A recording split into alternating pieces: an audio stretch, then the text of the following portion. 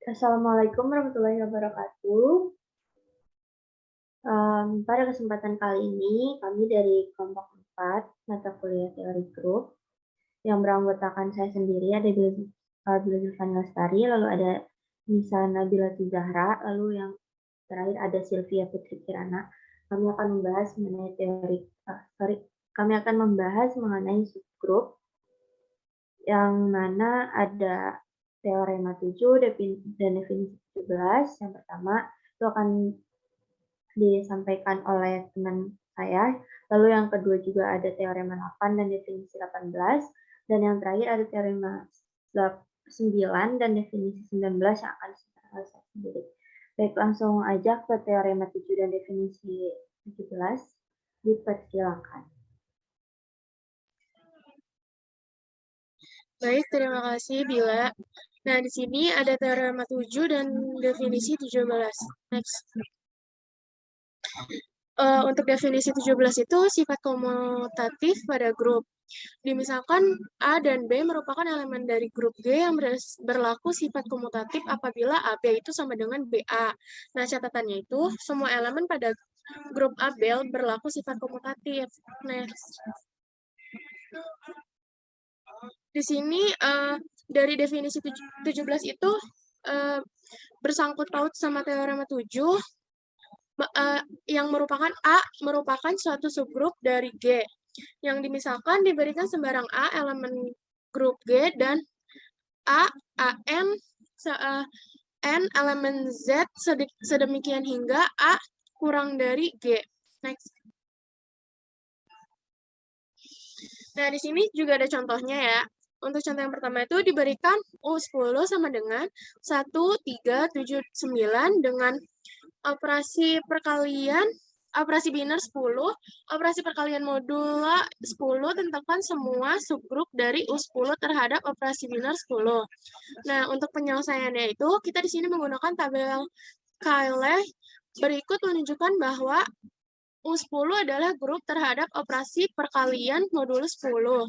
Nah, seperti tabel berikut yang ada di sini, untuk tabel 1 ini tuh dikalikan ya. Jadi untuk yang melebihi bilangan 10 itu 1 gitu. Jadi kayak 1 dikali 1, 1. 1 dikali 3, 3. 1 dikali 7, 7. 1 dikali 9, 9.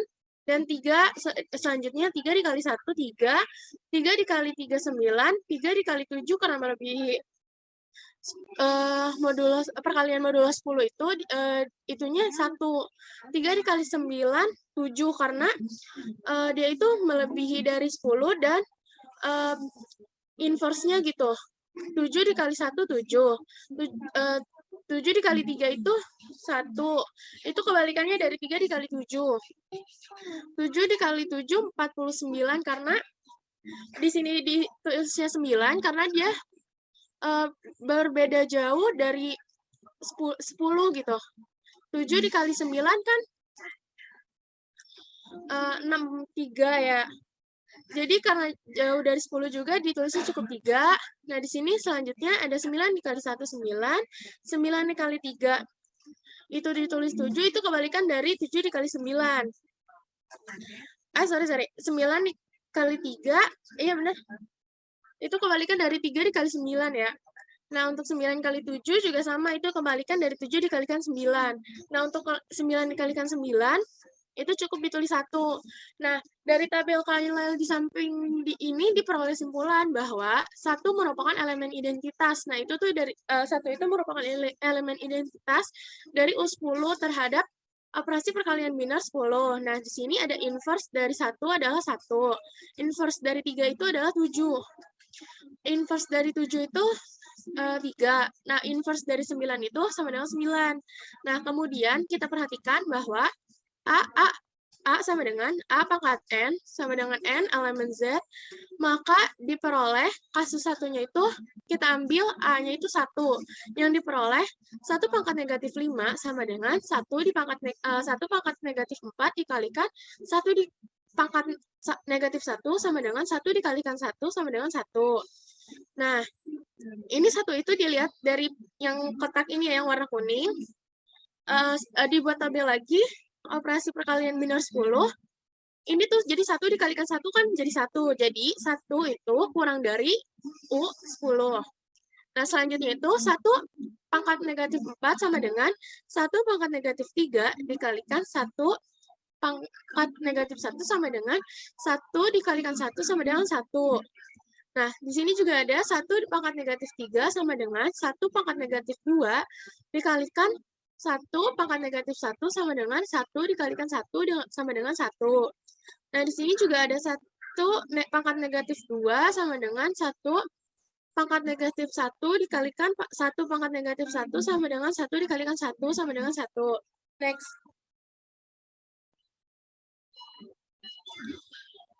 Nah, selanjutnya juga ada 1 pangkat negatif 1 sama dengan 1. Kenapa dia 1? Karena inverse dari 1 itu adalah 1. 1 pangkat 0, 1. 1 pangkat 1, 1. 1 pangkat 2 sama dengan 1 pangkat 1 dikalikan 1 pangkat 1 sama dengan 1 kali 1 sama dengan 1. 1 pangkat 3 sama dengan 1 pangkat 2 dikalikan 1 pangkat 1 sama dengan 1 dikalikan 1 sama dengan 1.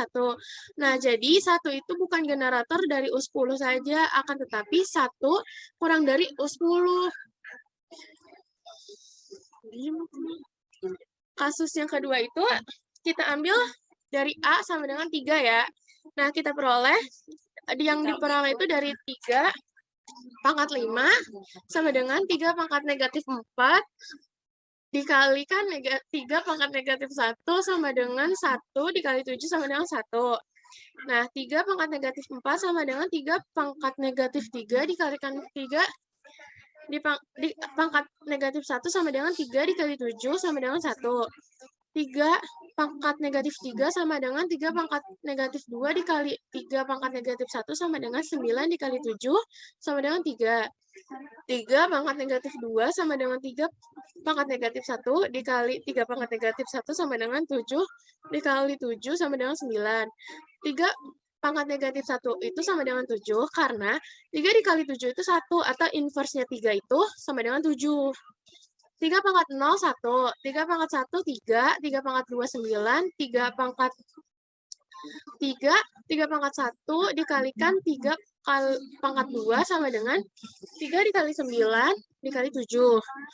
3 pangkat 4 sama dengan 3 pangkat 1 dikali 3 pangkat 3 sama dengan 3 kali 7 sama dengan 1. 3 pangkat 5 sama dengan 3 pangkat 1 dikalikan 3 pangkat 4 sama dengan 3 dikali 1 sama dengan 3. 3 pangkat 6 sama dengan 3 pangkat 1 dikali 3 pangkat 5 sama dengan 3 kali 3 sama dengan 9. 3 kali pangkat 7 sama dengan 3 pangkat 1 dikalikan 3 pangkat 6 sama dengan 3 dikali 9 sama dengan 7. Nah, jadi 3 itu adalah generator dari U10. Dengan demikian, 3 sama dengan 3971 merupakan subgrup dari U10. Nah, dari kasus ketiga ini kita ambil dari A7. Nah, selanjutnya 7 pangkat negatif 5 sama dengan 7 pangkat negatif 4 dikalikan 7 pangkat negatif 1 sama dengan 1 kali 3 sama dengan 3. 7 pangkat negatif 4 sama dengan 7 pangkat negatif 3 dikalikan 7 pangkat negatif 1 sama dengan 7 kali 3 sama dengan 1. 7 pangkat negatif 3 sama dengan 7 pangkat negatif 2 dikali 7 pangkat negatif 1 sama dengan 9 dikali 3 sama dengan 7. Nah, untuk selanjutnya 7 pangkat negatif 2 sama dengan 7 pangkat negatif 1 dikalikan 7 pangkat negatif 1 sama dengan sama dengan 3 dikali 3 sama dengan 9. Nah, 7 pangkat negatif 1 itu sama dengan 3 karena 3 dikali 7 itu sama dengan 1. Atau inverse-nya 7 itu adalah 3. Nah, selanjutnya itu ada 7 pangkat 0 sama dengan 1, 7 pangkat 1 sama dengan 7, 7 pangkat 2 itu sama dengan 9, 7 pangkat 3 itu sama dengan 7 pangkat 1 dikali 7 pangkat 2 sama dengan 7 dikali 9 sama dengan 3. 7 pangkat 4 sama dengan 7 pangkat 1 dikali 3 pangkat 3 sama dengan 7 dikali 3 sama dengan 1.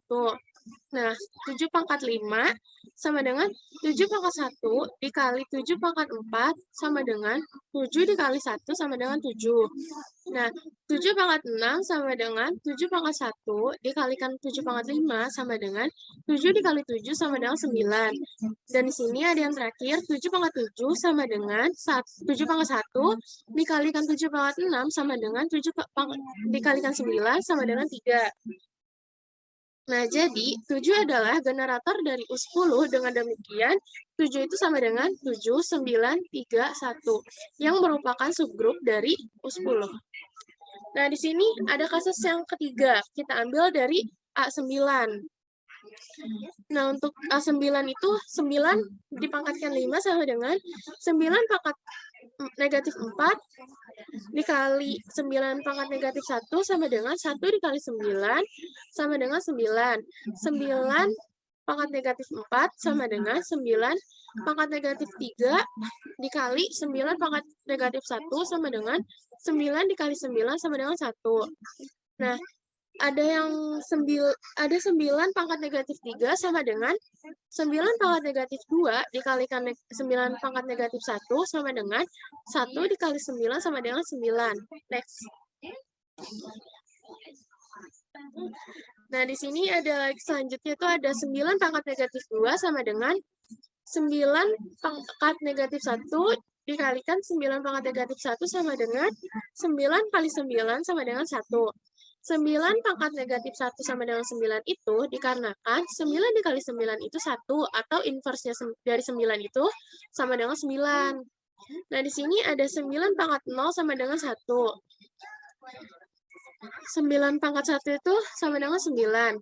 9 pangkat 2 itu sama dengan 1. 9 pangkat 3 sama dengan 9 pangkat 1 dikalikan 9 pangkat 2 sama dengan 9 dikali 1 sama dengan 9. 9 pangkat 4 sama dengan 9 pangkat 1 dikalikan 9 pangkat 3 sama dengan 9 dikalikan 9 sama dengan 1. Nah, dari dari bilangan tersebut tuh ada hubungannya dengan tabel gitu yang bersangkutan. Bisa dilihat tabelnya itu kayak operasi biner 10. Ini ada tabel 1 dan 9. Itu berkaitan dengan 1 kali 1 adalah 1. 1 kali 9, 9. Nah, 9 dikali 1, 9. Dan 9 dikali 9 itu 1. Karena, kenapa bisa 1? Karena inverse 9 itu sama dengan 9 gitu. Jadi, 1,9 itu kurang dari U10. Jadi, 9 bukan generator dari U10. Akan tetapi, 9 kurang dari U10. Berdasarkan kasus yang pertama, yang kedua, dan yang ketiga, dan yang terakhir, yang keempat, sama subgrup dari U10 adalah 3, 7 sama dengan 1, 3, 7, 9, 0, dan 1, 9. Next. Sekian penjelasan dari saya kembalikan kepada moderator. Baik, terima kasih. Selanjutnya untuk teorema 8 dan definisi 18 akan disampaikan oleh Nisa. Dipersilakan. Oke, terima kasih Bila.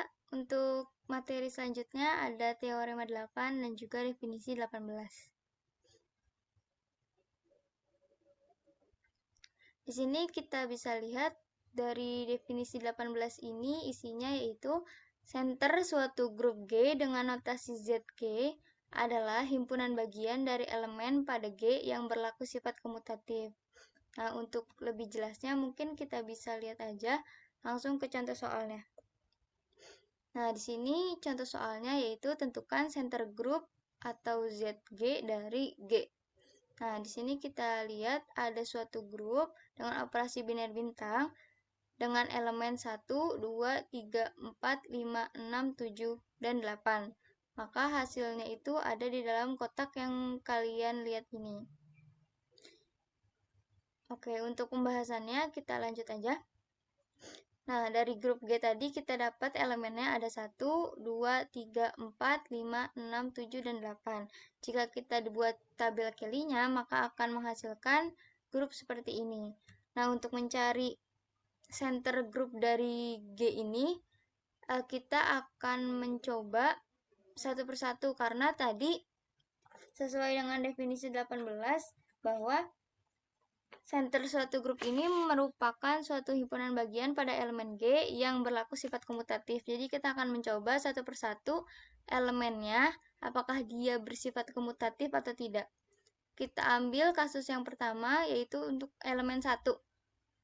Nah, jika angka 1 ini kita kalikan dengan 2, akan menghasilkan 2.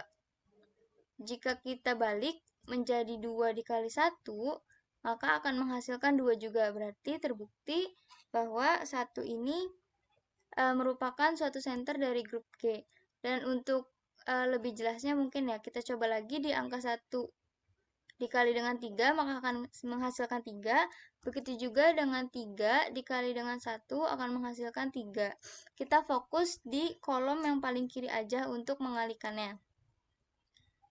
Berarti terbukti angka 1 ini merupakan center group dari G. Nah, untuk selanjutnya kita akan coba elemen dari 2. Nah, 2 jika kita kalikan dengan 3 akan menghasilkan 8. Bagaimana jika 3 dikali 2? 3 dikali 2 di sini akan menghasilkan 4. Maka dari sini kita sudah lihat bahwa 2 ini bukan merupakan center dari grup G. Untuk lebih jelas, mungkin kita akan coba kembali angka 2 dikalikan dengan 4. Itu akan menghasilkan 7. Nah, bagaimana dengan 4 dikali 2? 4 dikali 2, jika kita kalikan, itu akan menghasilkan 3. Maka, sudah jelas dari sini 2 itu bukan termasuk dari center grup G.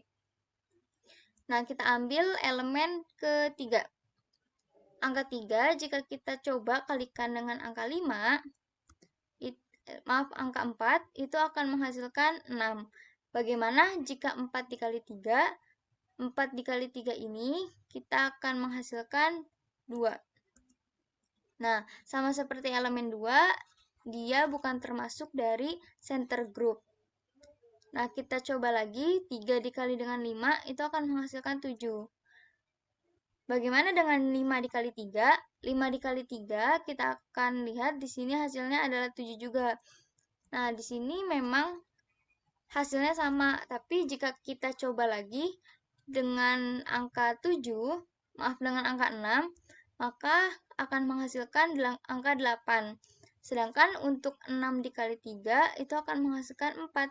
Jadi terbukti bahwa 3 ini bukan termasuk dari center grup G. Nah, untuk selanjutnya kita ambil angka 4. Nah, 4 jika kita kalikan dengan 5, itu akan menghasilkan 8. Sedangkan untuk 5 dikali 4, itu akan menghasilkan 8 juga. Dari sini memang kita lihat 4 ini sudah memenuhi kriteria bahwa dia bersifat komutatif. Bagaimana jika kita coba angka 4 ini dikali dengan 6? Maka akan menghasilkan 7. Nah, sedangkan untuk 6 dikali 4, itu akan menghasilkan angka 3. Maka dari sini kita lihat bahwa 4 ini bukan termasuk dari center group ya, karena kita coba kembali, jika dikalikan dengan 7, itu akan menghasilkan 6, dan 7 dikali 4, itu akan menghasilkan 2. Nah, maka dari itu, 4 ini bukan termasuk dari center group G. Nah, selanjutnya kita ambil elemen 5. Nah, elemen 5 ini jika kita kalikan dengan angka 6, itu akan menghasilkan 2. Sedangkan bagaimana untuk 6 dikali 5? 6 dikali 5 ini akan menghasilkan angka 2 juga.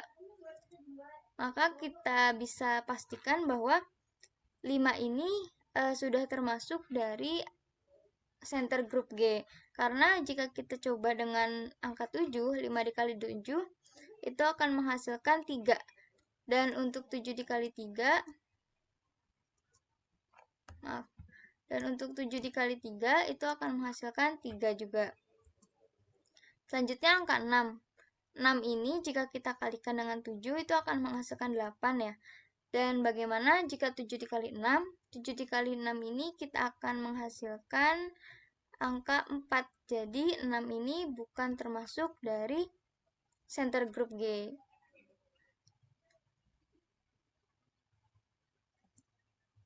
Karena kita coba dengan angka 8 itu hasilnya akan berbeda. Dan untuk angka 7, di sini kita lihat 7 kita kalikan dengan 8, itu akan menghasilkan 6. Nah, bagaimana dengan 8 dikali 7? 8 dikali 7 juga kita kalikan akan menghasilkan nilai 2. Maka dia sudah tidak memenuhi definisi dari 18 tadi. Nah, untuk angka 8, karena kita di sini juga sudah mencoba ya, maka dia juga bukan merupakan center group dari G. Maka yang termasuk dari center group G itu yang bersifat komutatif ya, tadi kita dapatkan angka 1 dan juga 5. Nah, baik, untuk selanjutnya ada teorema 8. Bunyi dari teorema 8 ini yaitu center suatu grup merupakan subgrup. Tadi kita sudah menemukan center dari suatu grup G, maka kita akan coba apakah dia termasuk dari subgrup ya. Kita akan buat tabel Kelly-nya. Di sini ada 1 dan juga 5. Nah, 1 dikali dengan 1 itu hasilnya 1, 1 dikali dengan 5 hasilnya 5, dan 5 dikali 1 hasilnya 5. Sedangkan untuk 5 dikali 5 itu akan menghasilkan 1. Mengapa menghasilkan 1? Karena dia ini apabila dikalikan dengan 5, itu kan menghasilkan 25. Nah, sedangkan 25 ini terlalu besar angkanya karena di sini operasi binernya untuk perkalian modulo 2. Jadi kita taruh sisanya yaitu 1. Baik, dari subgrup ini kita akan menentukan syarat-syaratnya. Yang pertama, dia bersifat tertutup. Karena dari tabel Kelly ini kita lihat bahwa hasil dari perkalian 1 dengan 5 itu akan menghasilkan bilangan dia sendiri. Berarti dia termasuk mempunyai sifat tertutup. Dan untuk yang kedua, apakah dia bersifat asosiatif? Kita akan lihat apabila suatu elemen-elemen dari ZG dikalikan dengan operasi seperti ini, maka dia akan menghasilkan nilai yang sama, seperti itu. Dan yang ketiga, apakah dia memiliki elemen identitas? Sudah pasti di sini karena ada angka 1 ya. 1 dikali dengan 1 akan menghasilkan 1, dan 1 kali 5 akan menghasilkan 5.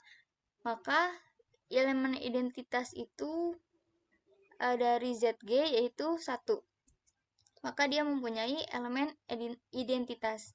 Dan untuk syarat yang keempat, yaitu memiliki inverse.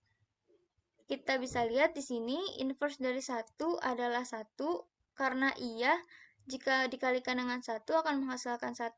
Sedangkan inverse dari 5 akan menghasilkan 5, karena 5 dikali 5 di sini hasilnya adalah 1.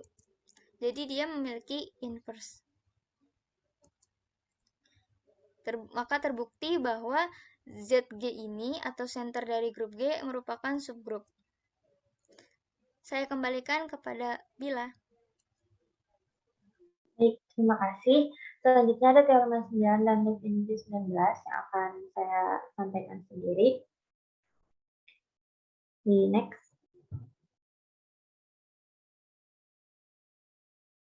Di sini ada definisi 19 yang merupakan centralized A pada grup G.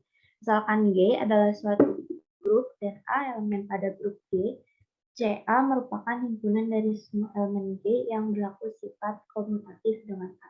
Atau dapat kita definisikan dengan CA sama dengan G bagian dari G, sedemikian sehingga GA sama dengan AG. Atau bersifat komutatif. Lalu langsung ke teorema 9. Nah, si centralized A ini merupakan subgrup.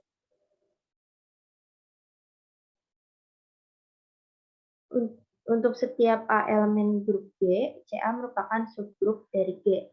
Kita buktikan, di sini ada misalkan E merupakan elemen identitas pada grup G, dan EA sama dengan AE. Untuk setiap A elemen G, maka E elemen CA. yang menyebabkan CA bukan merupakan himpunan kosong. Kemudian berdasarkan definisi 19 diperoleh bahwa CA bagian dari G. Ambil sembarang X, Y elemen CA, maka XA sama dengan AX dan YA sama dengan AY. Kemudian perhatikan bahwa X inverse dikalikan dengan A sama dengan X dikali Y inverse dikalikan dengan AE. Nah, karena E itu merupakan elemen identitas dan seperti yang kita tahu, elemen identitas itu sama dengan suatu bilangan dikalikan dengan inverse-nya gitu. Itu akan menghasilkan elemen identitas. Jadi untuk E ini kita ganti dengan Y inverse. Menghasilkan X Y inverse dikali dengan A dikalikan dengan Y inverse. Lalu sama dengan kita rubah tanda kurungnya menjadi X Y inverse dikalikan dengan AY dikalikan dengan Y inverse.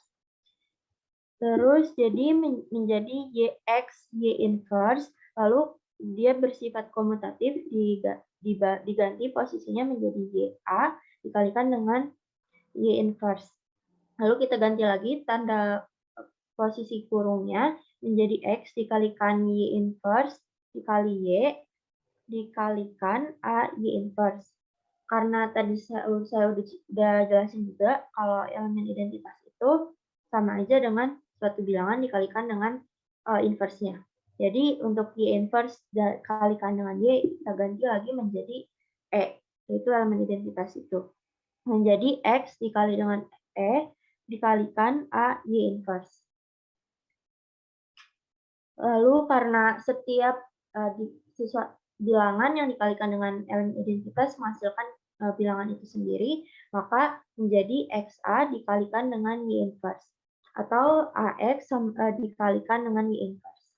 Dan ternyata menghasilkan A dikali X Y inverse. Dengan demikian diperoleh bahwa X Y inverse elemen CA karena untuk setiap A, B elemen CA dengan AB inverse elemen CA, maka CA kurang dari G.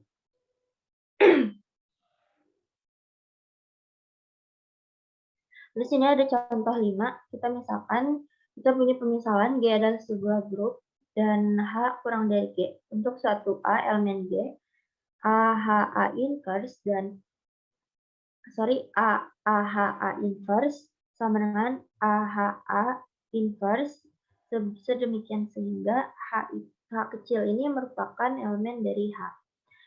Ditunjukkan bahwa AHA inverse kurang dari G. Jawabannya yang pertama akan dibuktikan bahwa AHA inverse bukan himpunan kosong. Diketahui bahwa H kurang dari G, maka akan ada E elemen H yang menyebabkan AE A inverse sama dengan A inverse sama dengan E. Sedemikian sehingga A inverse bukan merupakan himpunan kosong.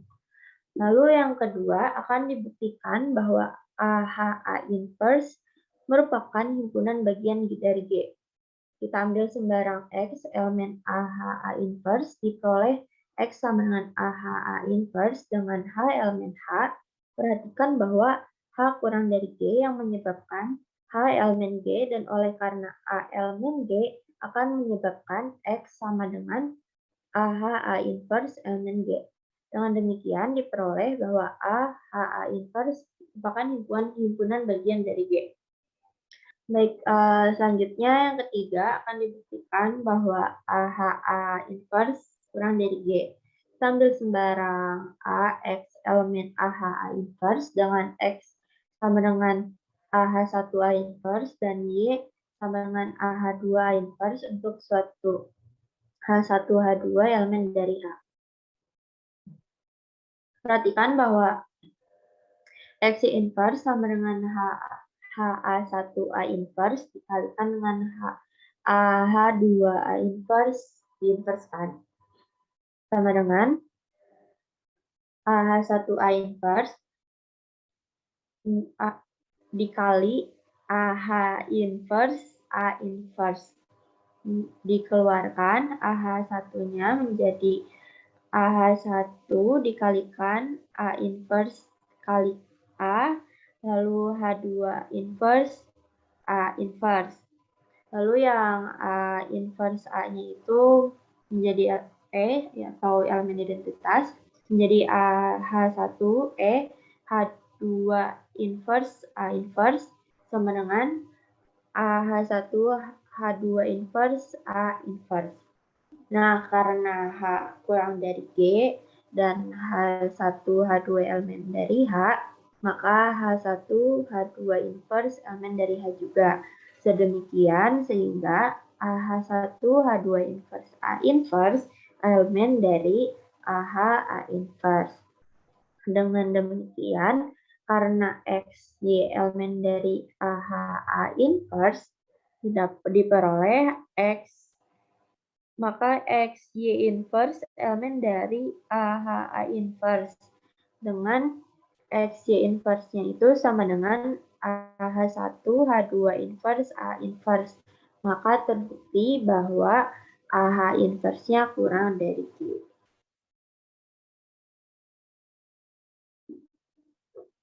Baik, cukup sekian pembahasan yang kami bahas pada kesempatan kali ini.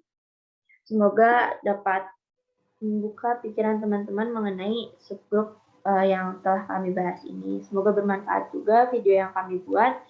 Kami ucapkan terima kasih. Wassalamualaikum warahmatullahi wabarakatuh.